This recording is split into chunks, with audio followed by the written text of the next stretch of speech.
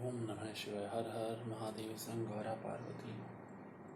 हम सभी मित्रों का नमस्कार करता हूँ। आज के इस एपिसोड में जैसा कि आप जानते हैं, मैं नित्य प्रति श्री शिव महापुराण का पाठ करता हूँ और फिलहाल रुद्र संहिता चल रही है, जिसका जो पाठ आज मैं करने वाला हूँ वो है भगवान विष्णु की नाभि से कमल का प्रादुर्भाव, शिव इच्छावश ब्रह्मा जी का उससे प्रकट होना, कमलनान के उद्गम का पता लगाने में असमर्थ ब्रह्मा का तप करना, श्री हरि का उन्हें दर्शन देना, विवादग्रस्त ब्रह्मा विष्णु के बीच में अग्नि स्तंभ का प्रकट होना तथा उसके और छोर का पता न पाकर उन दोनों का उसे प्रणाम करना। ब्रह्मा जी कहते हैं, देवर्षि, जब मैं नारायण देव जल में शरण करने लगे उस समय उनकी नाभि से भगवान शंकर के इच्छावश सहसा एक उत्तम कमल प्रकट हुआ, जो बहुत बड़ा था। उसमें असंख्य नाल दंड थे। उसकी कांति कनेर के फूल के समान पीले रंग की तथा उसकी लंबाई और ऊंचाई में अनंत योजन थी। वह कमल करोड़ों सूर्यों के समान प्रकाशित हो रहा था। सुंदर होने के साथ ही संपूर्ण तत्वों से युक्त था और अत्यंत अद्भुत परम रमणीय, दर्शन के योग्य तथा सबसे उत्तम था। तत्पश्चात कल्याणकारी परमेश्वर शाम सदाशिव ने पूर्ववत प्रयत्न करके मुझे अपने दाहिने अंग से उत्पन्न किया। उन महेश्वर ने मुझे तुरंत ही अपनी माया से मोहित करके नारायण देव के नाभि कमल में डाल दिया और लीलापूर्वक मुझे वहां से प्रकट किया।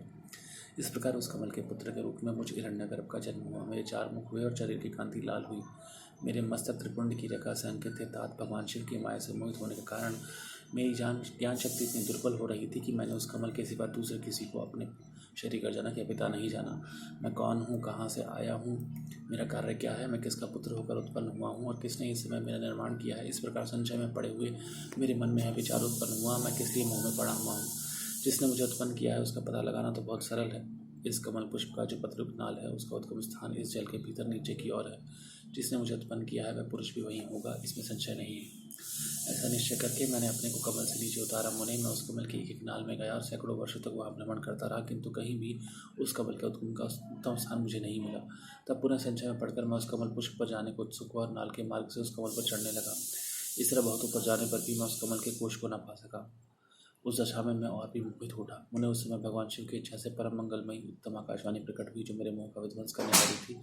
उस वाणी ने कहा, तब तपस्या करो। उस आकाशवाणी को सुनकर मैंने अपने जन्मदाता पिता का दर्शन करने के लिए उस समय पुनः रत्नपूर्वक 12 वर्षों तक घोर तपस्या की। तब मुझ पर अनुग्रह करने के लिए ही 4 भुजाओं और सुंदर नेत्रों से सुशोभित भगवान विष्णु वहाँ सहसा प्रकट हो गए। उन परम पुरुष ने अपने हाथों में शंख, चक्र, गदा और पद्म धारण कर रखे थे। उनके सारे अंग सजल जलधर के समान श्याम कांति से सुशोभित थे। उन परम प्रभु ने सुंदर पीताम्बर पहन रखा था। उसके मस्तक आदि अंगों में मुकुट आदि महामूल्यवान आभूषण शोभा पाते थे। उनका मुख अरविंद प्रसन्नता से खेला हुआ था। मैं उनकी छवि पर मोहित हो रहा था। वे मुझे करोड़ों कामदेवों के समान मनोहर दिखाई दिए। उनका वह अत्यंत सुंदर रूप देखकर मुझे बड़ा आश्चर्य हुआ। वे सांवली और सुनहरी आभा से उद्भासित हो रहे थे। उस समय उस सत्यस्वरूप सर्वात्मा 4 भुजा धारण करने वाले महाबाहु नारायण देव को वहाँ उस रूप में अपने साथ देखकर मुझे बड़ा हर्ष हुआ। तदनंतर उस नारायण देव के साथ मेरी बातचीत आरंभ हुई। भगवान शिव की लीला में वहाँ हम दोनों में कुछ विवाद छिड़ गया।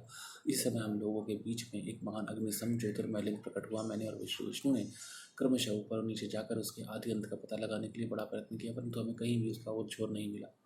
मैं थक कर ऊपर से नीचे लौट आया और भगवान विष्णु भी उसी तरह नीचे से ऊपर आकर मुझसे मिले। हम दोनों शिव के माया से मोहित थे। श्री हरि ने मेरे साथ आगे पीछे और अगल बगल में परमेश्वर शिव को प्रणाम किया।